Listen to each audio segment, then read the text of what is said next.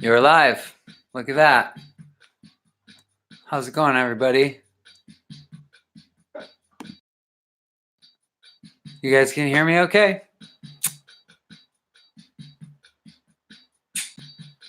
Flynn, I'm here.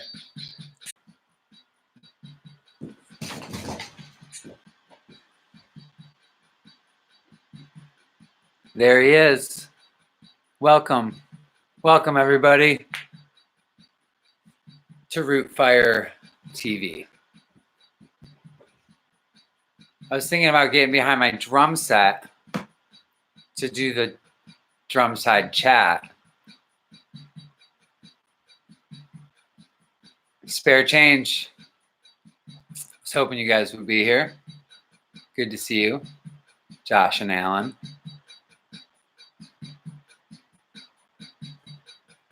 This is my living room. Kind of wild. Read straight out the gate. What kind of drums are those? I had to think about it. Greg Z. I had to think about it if I was going to set up my kit. But I figured I'd just be real with it. And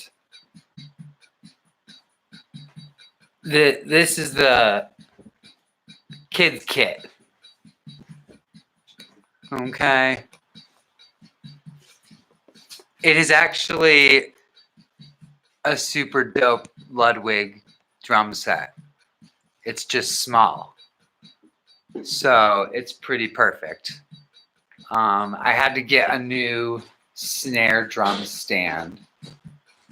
P.S. We got the drum set from Keith, who runs Flower City Bakery here in Rochester, New York, who I've been getting most of my food from.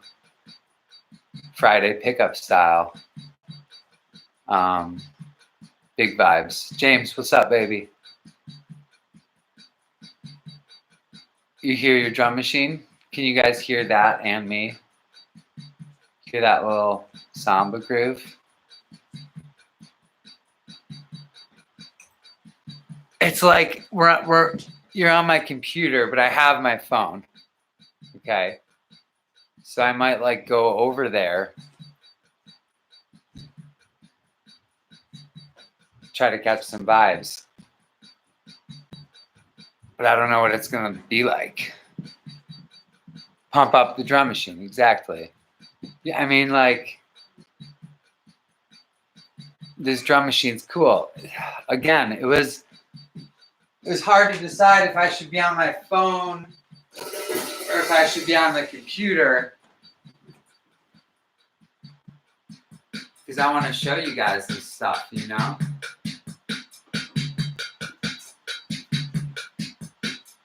But this drum machine, let me just stop. You just saw Amy in the mirror. Let me just stop and take it from the top before I get crazy. Mar, I love you. I saw your hello earlier. Why are you hiding the children? You know, again, I was just trying to be real with it, but like, who wants like a total child catastrophe on their Rootfire TV afternoon?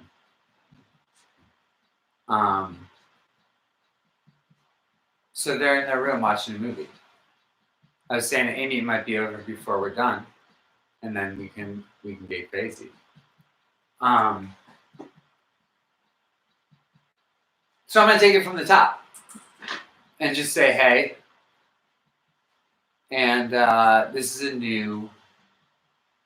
it'll be a little musical, so let's call it a gig. This is a new gig for me. When you think you've done them all, right? So I was just gonna catch up and tell you what my family's been up to. The kids' last day of school. I have 2 boys. Hi, Chris. The kids' last day of school was the 13th of March. And they haven't even been in the car since then. So that's wild. We've just been hanging tough. My last day of work was March 17th, and Amy as well. So we've been hanging for a month, and it's been wild, as I'm sure it has been for you all. We've been having fun. There's not really much else to do than rock out and have fun. So that's kind of a blessing. My favorite coffee shop, Ugly Duck, here in Rochester, just opened back up with like a where the front door is. There's just a plexiglass window, and they just slide you a drink.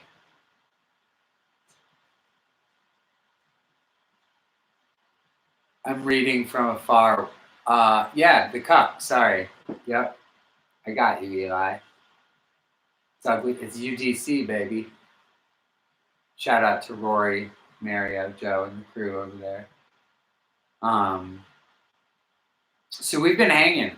We have a nice backyard that's big, and the boys run around like crazy. And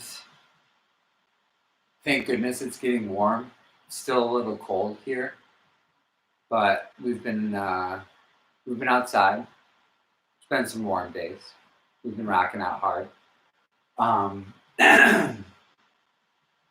Yeah, it was tough not to go down to Florida and play Reggae Rise Up. Though, truth be told, by then, we had already been texting each other for over a week, being like, is this happening? So that was to be expected, but still a bummer. And there was a Vermont gig after that. It's been weird not going out, you know. But it has been really fun being here. And it was really fun going on like a 10-day run right before everyone had to stay in their house. We got to go out to Colorado and California and the Arizona Roots Festival and see a bunch of great friends. So that was really cool. I'm coming up for a second and just read a thing or two here. You guys are fun. It's like hanging out with a bunch of friends right now. Hi, Whitney. Hi, Mom. Yeah, the fam is great. Chris, grayscale, graphics, crushing the illustration. I wanna love you. It's good to see all you. Tony, you're just chilling hard, I bet. Laying down some funk. Exactly, Josh. Exactly. I really packed it all in here. It's not usually like there's a ballophone over here. That's never there. Yeah, so what's the vibes? I can show you a couple drum things. JP, what's up, baby?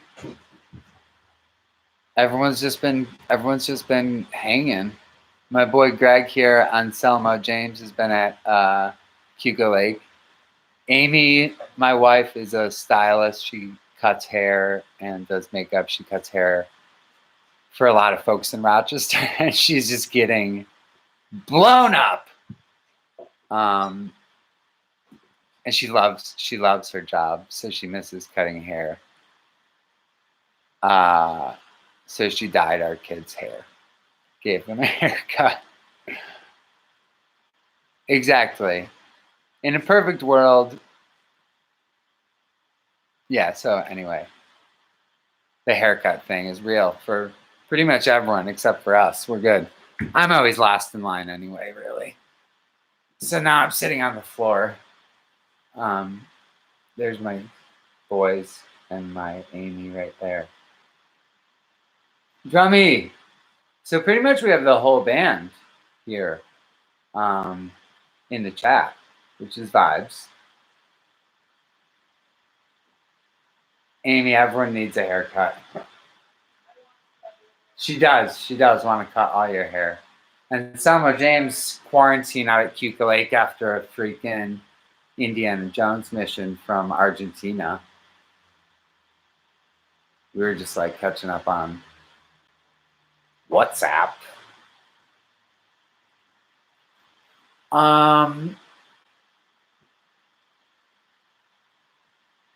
What do you guys think? Dude, Collie Bud's 4 o'clock. That's what's up. He's gonna be like on the beach. If it was really nice out, I was gonna set up my drum set outside.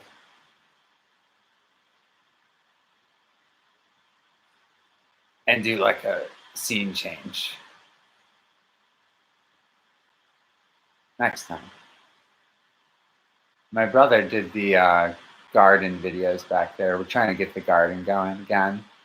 Ordered some, probably way too many seeds from Fruition Seed Company out of Naples, New York.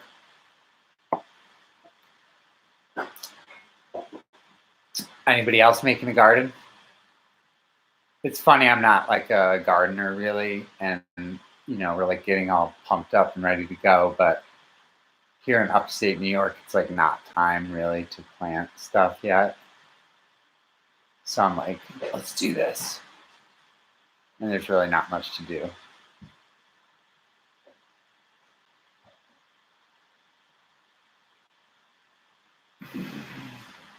Should we try some drums?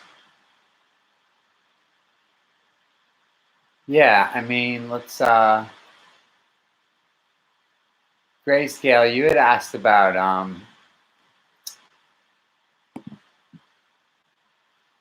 In These Times reprise, which I almost called Dylan to go over it, but I didn't. But it's an Afrobeat groove. And I was thinking maybe I'd show you guys like one of the Afrobeat grooves that I play. And then maybe talk about my interpretation of a couple different one drop feels. If that's vibes. Are you guys still there? Is everything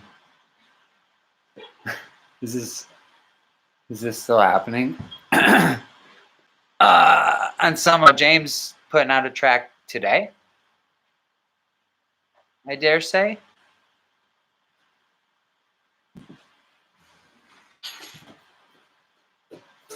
I got the Korg synthesizer app. They made it free.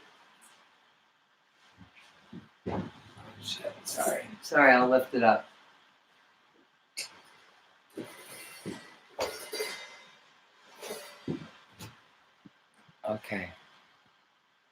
Okay, thank you, Reed.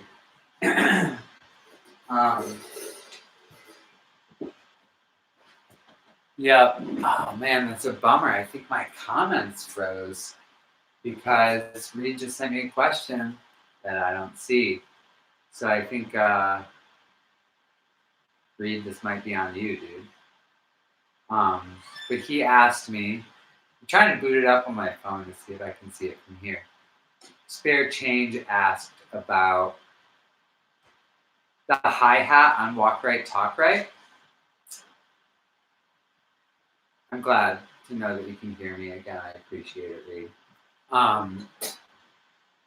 That's straightforward, James. You know, with a lot of the tunes,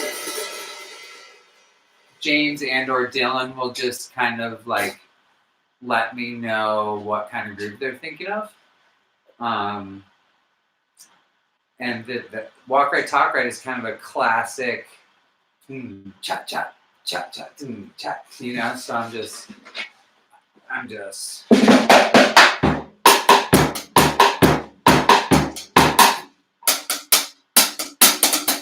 I don't think I do anything too crazy on the hi-hat though, Josh. It's pretty straightforward. I've got, yeah, so this drum set's funny. Oscar, who's the primary child drummer, is also totally wild. And so there's a couple holes and a couple heads here. I do have a djembe down here that unfortunately the head ripped. And once it ripped, it got significantly worse. So it's down here in place of a floor tom. And I put my cymbals on the kit. The Ludwig kit came with these kid cymbals. And so I've got them stacked up here on the djembe with the busted head. Because it sounds cool. Funny story. Yeah, so this kit, like, sounds pretty... This is a little hand drum that's kind of just, like, hovering here.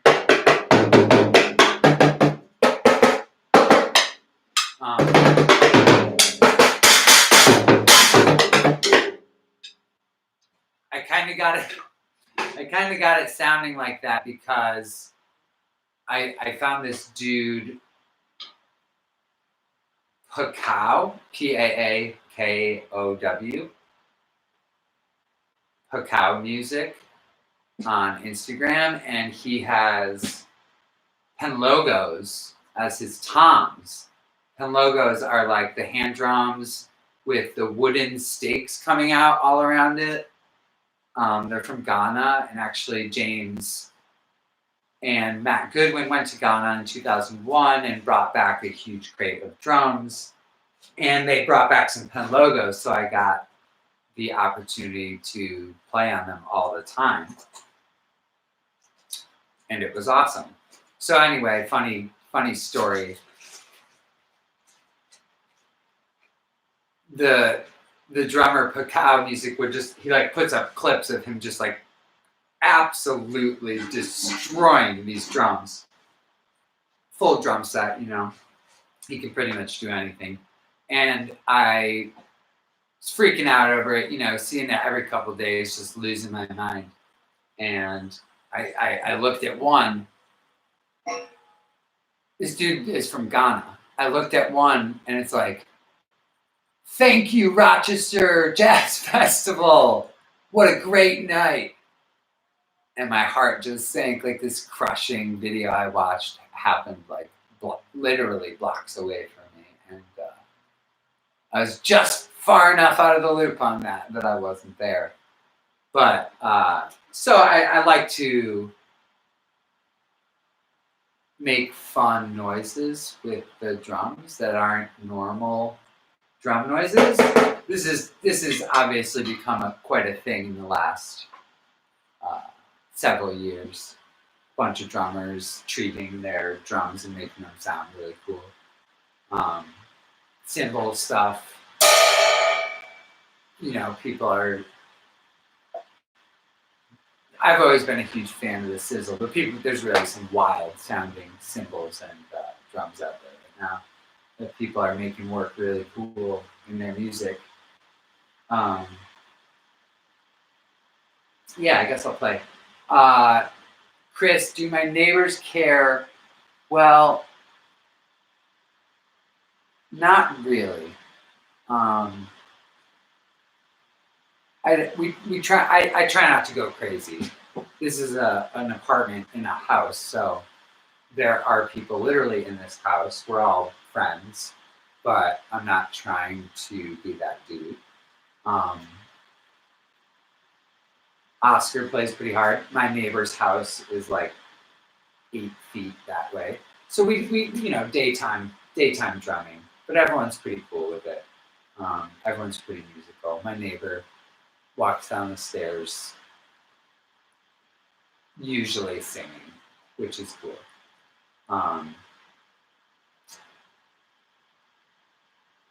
JP, what is your favorite new release, reggae or otherwise? I try to stay semi. I don't. I'd like to say that I try to stay semi-current. I have a tendency to get on stuff and burn it out really hard, and or just listen to something for 5 years straight. The most recent thing that I've been burning out is a record called The Neon Skyline by Andy Schaaf. And he's a Canadian singer-songwriter dude, and it's awesome. I've always been a huge Paul Simon fan, and people that are like good storytellers with a song. I'm a big lyrics person, and Andy Schaaf like paints an amazing picture with a tune, and really is quite a player. So that's like my favorite new thing. About 6 months ago, we were in the van in Benton. I believe via Kurt Johnson turned me on to Klaus Johann Grob. And I think I have the record right here. I ordered the record from Record Archive here in Rochester, New York. And Klaus Johann Grob is pretty cool, man. Some cool synthy, funky, wild stuff. I got a sneak peek of the new Anselmo James track, and that was also sick. Speaking of synthy, funky stuff, check him out. That's coming out. Tune today, I think, and a tune or two in the next few days.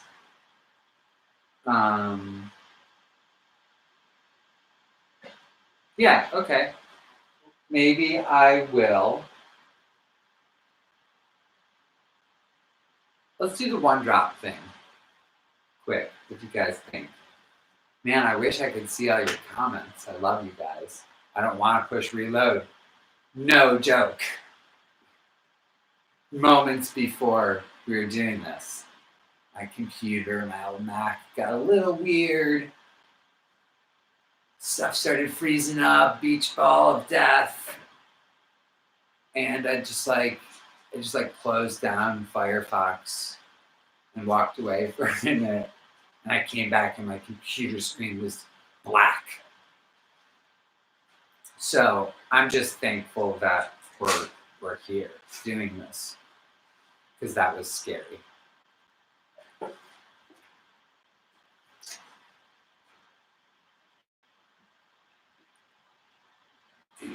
Road.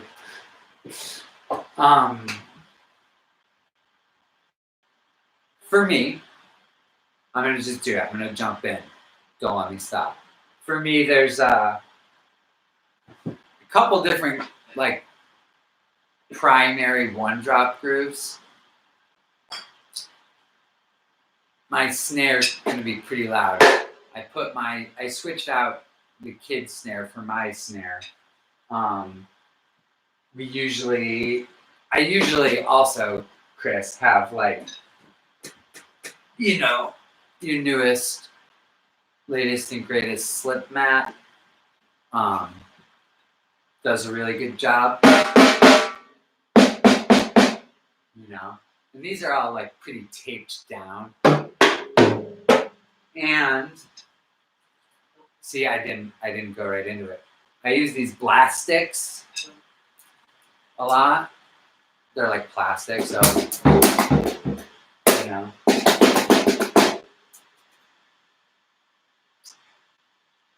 Mar, I'm going to come back to that because I feel like there's different answers. What is my favorite groove to play, Panda groove to play, and why? Let me do this one drop thing real quick. So, which Anselmo James was saying, people call it the rattlesnake, like the Carly groove. Official is called the rattlesnake. So my hi-hat is low. I'm on a child's throne. I'm not at the proper angle I would like to be, but those are obviously just excuses. Straight ahead, you know.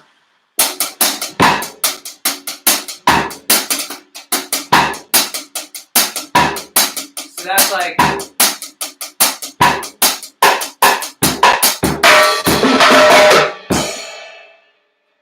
straight ahead, right? Horse mouth style, you know.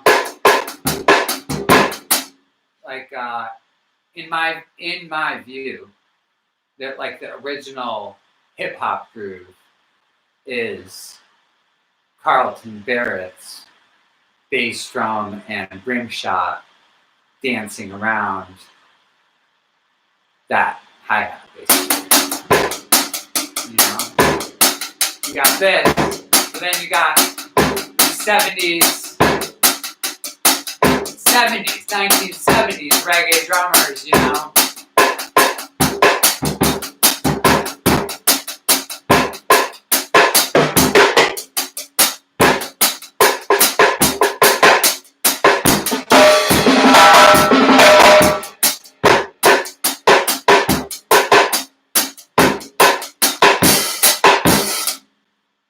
Basically playing, you know, hip hop.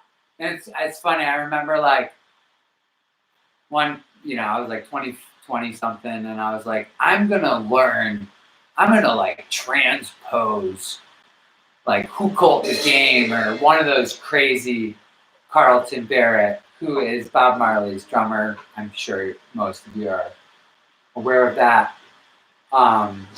Tracks and I really started listening to the track all the way through, and it's like he's literally like, it's different the whole entire time. There's not like a groove. He's literally just dancing around the beat in this magical way.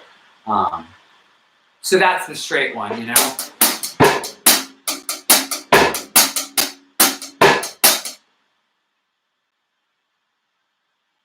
And then there's I technically I think the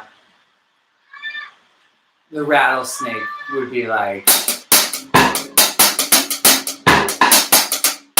know, that.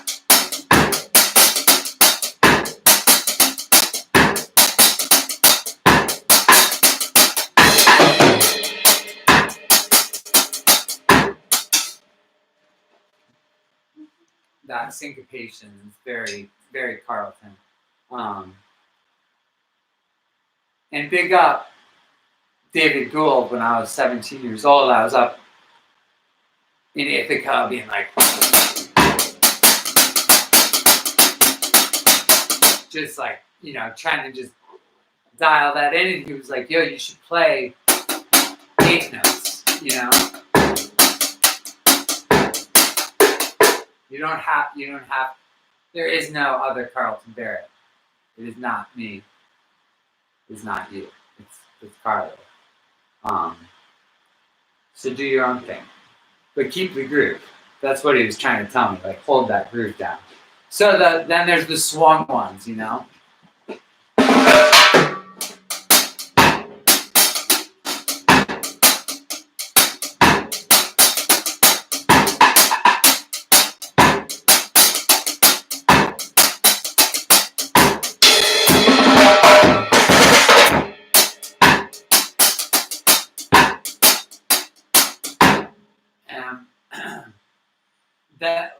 So to me, that one, like the steady groove, easiest on paper, hardest in real life. And especially that bubble is, to me, one of the most difficult things in reggae music is really having a full band catch that groove of that.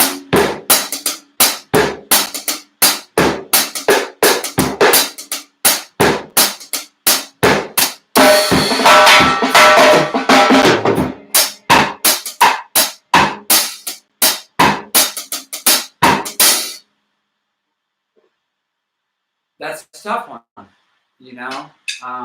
Definitely takes a while to get that groove down. Again, especially with the locking with the keyboard on that is super duper important. So Mar, my favorite beat to play live definitely varies from show to show. I definitely have some tunes that are my favorite songs to play live for a chunk of time, and then it switches. But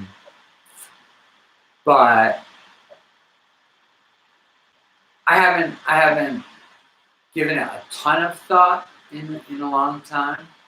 But Hurt Up Your Brother, the studio version of that, I'm very satisfied with my drum track on that. Working in a studio is something that has taken me a long time to get used to. I definitely got my skills on the stage, and I'm jamming with friends and stuff.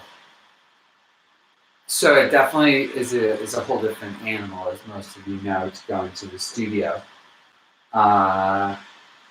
So it's fun when you listen back and you're like, cool, that sounds like me. I've gotten more used to it. I'm pretty stoked with the drum track on Good Love.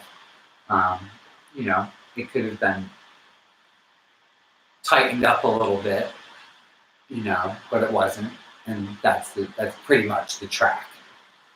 So that's cool.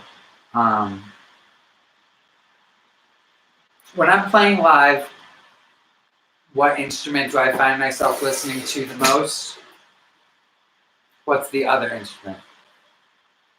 I think the keyboards, because if that hi-hat and that keyboard aren't locked in, it doesn't really matter what anyone else is doing. It's going to sound really weird. So that's pretty important. It's funny, I usually don't get anything in my monitors except for my vocal and my bass drum, because that's a slippery slope when you start putting a bunch of stuff in a loudspeaker on a stage that already has 7 or so loudspeakers on it. Start competing, and then everyone else starts getting stuff, and then it's just ragingly loud, which I feel like we pride ourselves in trying to have a good stage volume.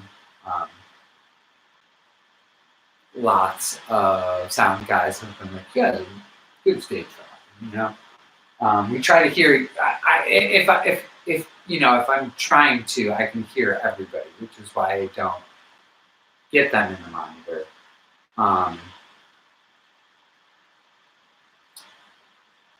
Yeah, so that's cool. Keyboard is the answer though.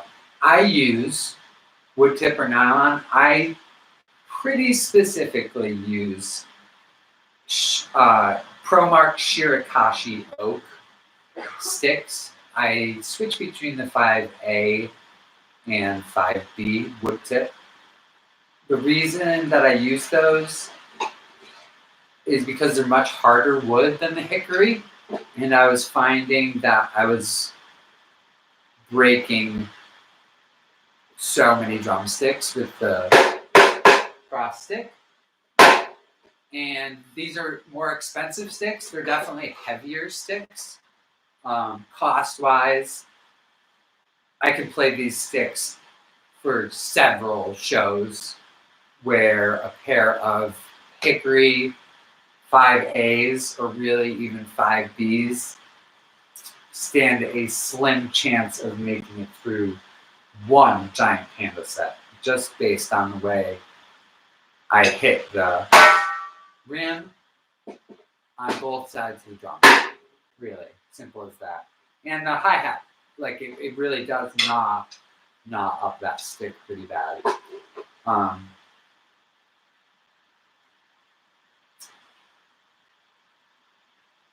My first memory of playing drums is definitely my dad teaching me a paradiddle,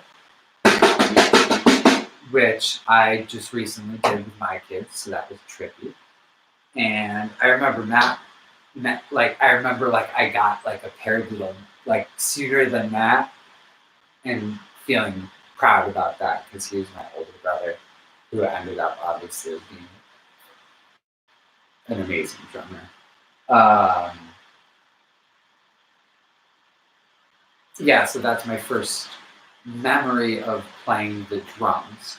My dad was a pretty banging drummer, so he had a Rogers kit when we were kids, which is part of the reason I still play Rogers drums to this day, which they're making them again, I guess, which is really cool. I'm kind of out of the loop. I check out, drums and drummers, but I'm not like all up on it all the time. But I do know that Rogers is making new drums, and that's pretty cool. Do I ever still count in my head while I play? Only if I'm learning one of like James's tunes with really weird phrasing or something, or literally trying to figure out the form of a tune. I was learning some of my brother's tunes, a few months back, and one of them I literally just couldn't just grab the groove on it. And so I got a pen and paper, I had it recorded from a practice, and I just counted every bar of every phrase and wrote it down. And of course, thank goodness, it was this crazy mashup of like 4, 3, then 2 with a tag, and then 2 with a tag 3, and then 4. I literally called him and I was like, yo, that song's crazy. That's why I couldn't get it right. But like live on stage, I'm not counting in my head.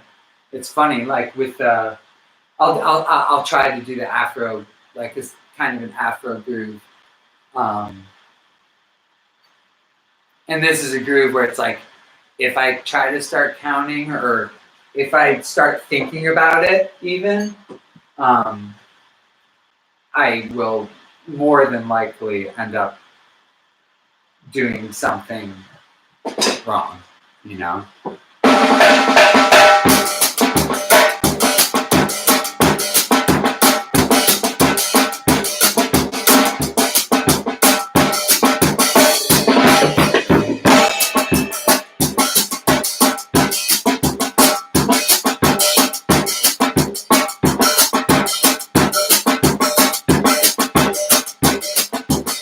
Yeah, it's like if you start thinking about that hi-hat,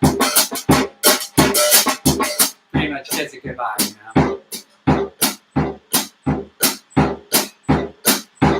I'm just doing that, I took a handful of drum lessons from a guy named Ted Poor, who is an incredible drummer, and he taught me a really cool exercise that I kind of think of when I get into a groove like that. Any groove where I'm really keeping the beat like that.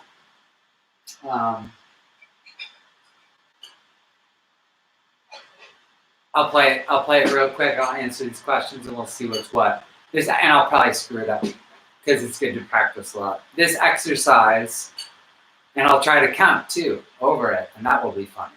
This exercise is basically where you keep 4 on your feet and shuffle through different times on your hands. 2, 3, 4, 5, 6, 7, 8. Let's see. So it goes something like this. You got your 1, 2, 3, 4. So we'll start with 2. 1, 2, 1, 2, 1, 2, 1, 2, 1, 2. And you go the whole phrase, you know? So here comes 3. 1, 2, 3, 1, 2, 3, 1, 2, 3, 1, 2, 3. And the phrase beats up right here. 1, 2, 3, 4, 1, 2, 3, 4. 5. Here we go. 1, 2, 3, 4, 5. 1, 2, 3, 4, 5. 1, 2, 3, 4, 5. 1, 2, 3, 4, 5. 6. 1, 2, 3, 4, 5, 6. Here comes 7. Fun one. 1, 2, 3, 4, 5, 6, 7, 1.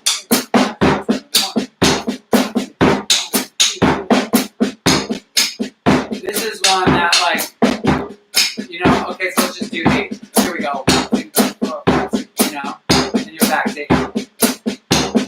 But the 7 one, the 7, when I was taking the lesson, Ted was like, yeah, the 7 one really translates to, like, and then he just, like, played this insane groove. So that's a cool exercise, you know? Just keep the beat on the bottom and shuffle through. 1, 2, 3, 1, 2, 3, 1, 2, 3, 4, you know?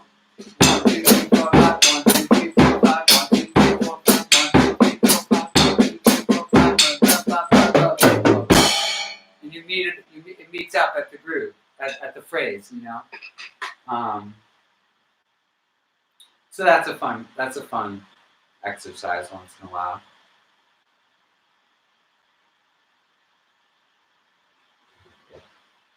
Okay, so JP, what was my favorite album to work on? Make It Better was really awesome to work on. James and I recorded most of the drum and bass tracks with Matt Goodwin, out in Farmington, New York.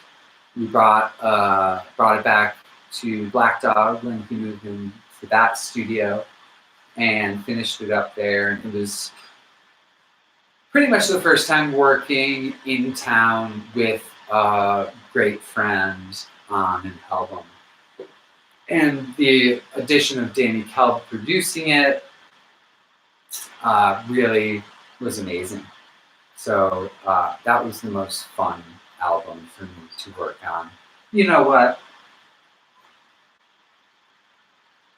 Yeah, that was my favorite album to work on. The most fun album to work on was Country, because we were having a freaking blast in Joel's studio in Colorado. That was the first session. Tim, what are my thoughts on drum solos? I think they're cool. I watch them on YouTube occasionally. I sometimes do them on this drum set in this living room, but I don't think there's a ton of room for them in a Panda set, nor am I super confident in my ability to, like, crush a drum solo. Like, I see, like, you know, Collie Buds' drummer takes, like, a ripping, insane drum solo in their set, and it's dope. Drum solos are a cool thing. Yeah.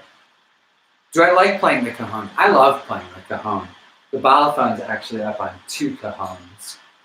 One is the bang box that that gentleman made for us, which is awesome.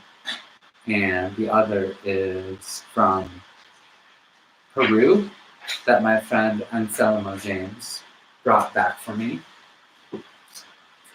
And I like playing them. Yeah, I like it is limiting for me because I'm not, like, amazing at it. But my friend Lautaro Burgos, who's Argentinian living in Brooklyn, makes a cajon sound like a 5-piece drum set with 3 cymbals, and it's incredible. Yeah. What kind of heads? I don't really have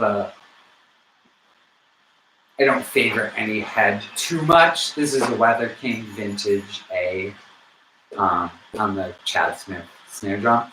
I did just get a couple Jack Nation Nat Aquarian heads because they're matte black and it looks cool. We had Matt, my brother, got those when we were young kids, and on my pink drum set, they definitely look cool.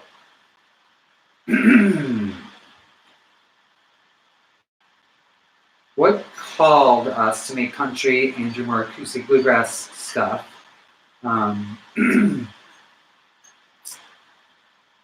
Well, we were jamming a lot. I mean, me and James and Matt and all our friends were always playing acoustic instruments. And Aaron Lip joined the band and was a big Americana, bluegrassy, acoustic stringing dude. And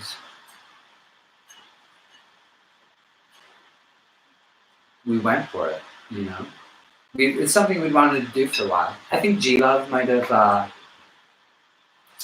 also told us we should do it, and we were like, okay, yeah, we will. How many fills did Craig Welch strike while recording on Steady? Craig's great to record with. We've always gotten along really well with Craig and had a great time recording with him. Like I mentioned that Make It Better was probably my favorite album to work on because it's always a bummer being on the road and on time constraints in the studio, you know. And Craig's spot is in Boston, and it is amazing. But we're always like, take a couple days after a show, or like go to Boston for the weekend, and it's like, oh, we got to crush this.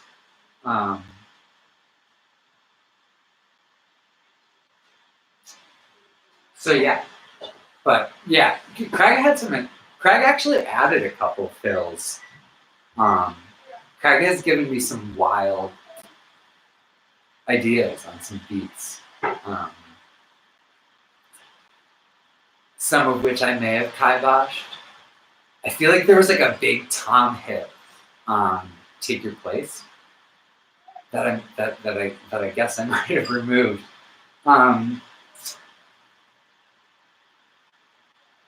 Do my brother and I compete musically? No, we've never even dueled it out on 2 drum sets.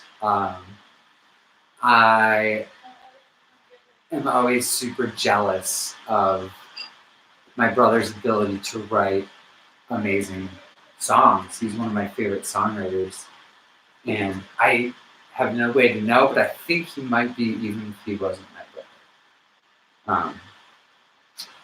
I can write like a decent riff.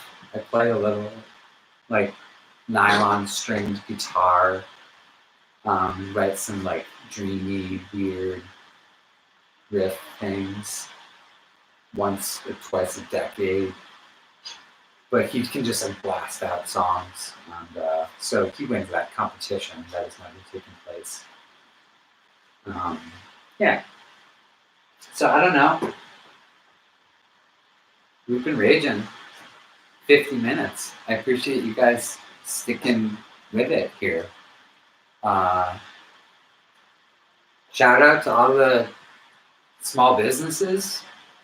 It's a pretty wild time watching mega corporations like swallow small businesses, and I hope that many of them make it through this crazy time. What else? Support local music. listen to a bunch of cool music, discover some new stuff. Shout out to the internet in general for, saving all our asses with something to do while we're all stuck inside.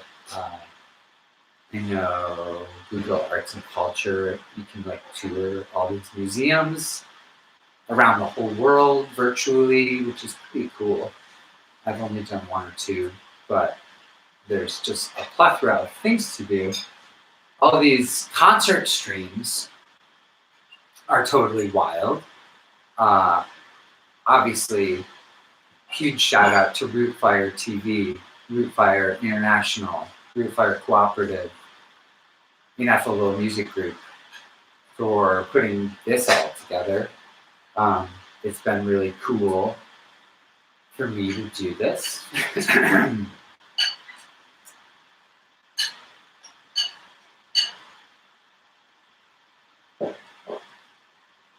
Swiss, you want me to play the drum machine? I know. This is part of the reason I wish I was on my phone, is because I could show you this thing a little better.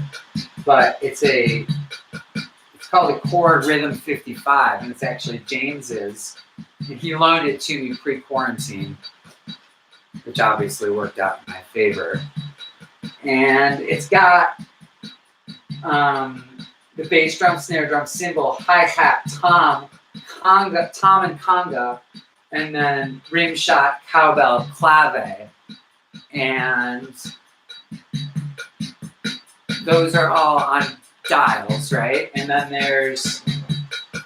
you can choose between let's say 60 different beats. You can change the tempo.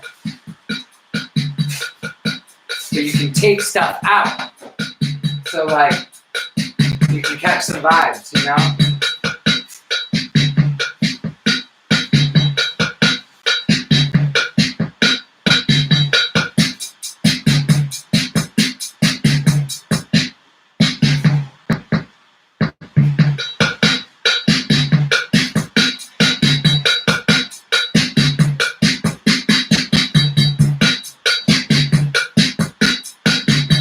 And then you can switch the groove.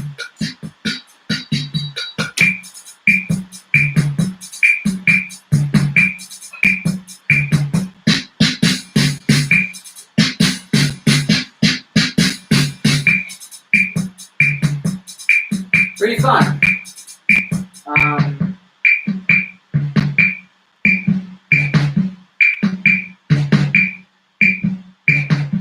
Yeah, you can really get going on it. You throw a wah pedal or a delay pedal and stuff just gets crazy. JP, it's the Korg Rhythm 55. It's old school. It's definitely very old. I can't unplug it. Let's see.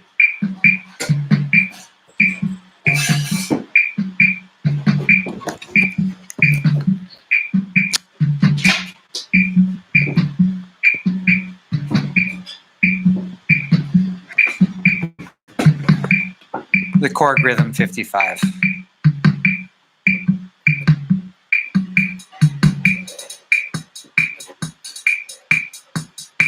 Check out my sick Fender amp.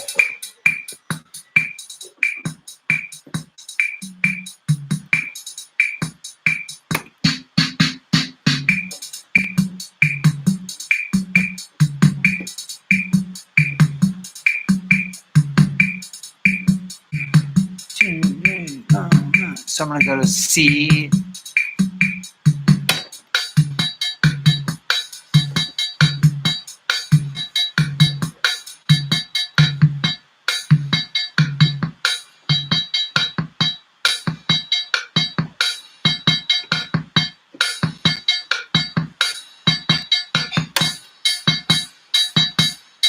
This cymbal, easily my least favorite sound on the device.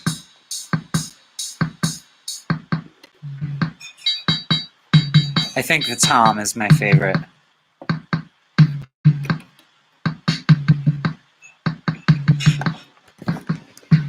It's a big vibe, you know? bought that painting. Pulled over in my car when I was 17 and bought that painting at a garage sale. This old man was like, I was like, how much is that painting? He was like, you want that painting? I was like, well, yeah. And he sold it to me for $5 about 20 years ago.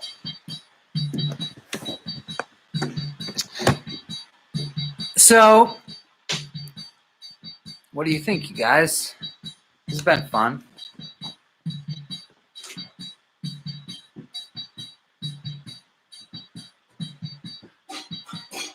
I guess I'll look at my phone here and we'll say goodnight. Last question. Any fond memories from your Bonnaroo camp sets?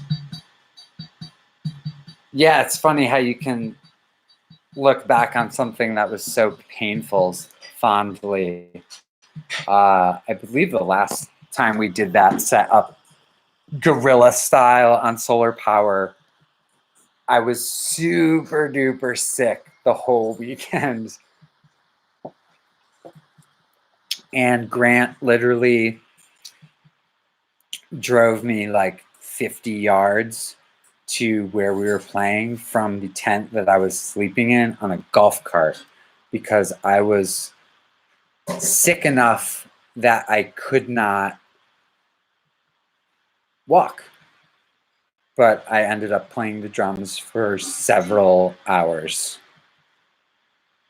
Like 6, I think. Stouts or IPAs? Any local brews you like? Honestly, Dan, Panda IPA all day, dude. But I don't even drink it because I don't really like beer. Because I don't drink very much. I drink a glass of red wine and I'm tanked. And it's probably better that way.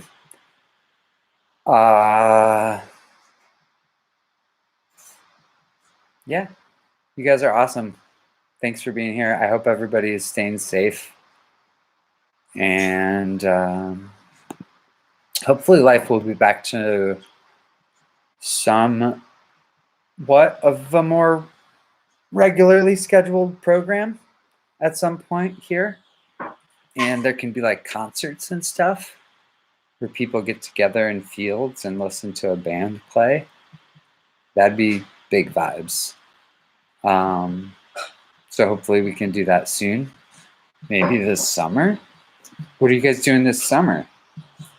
We'll see, you know, but let's do it again sometime. Stay tuned to Rootfire TV for more cool stuff. And Clinton Farron said it best. Love is the conqueror. See you guys. Peace.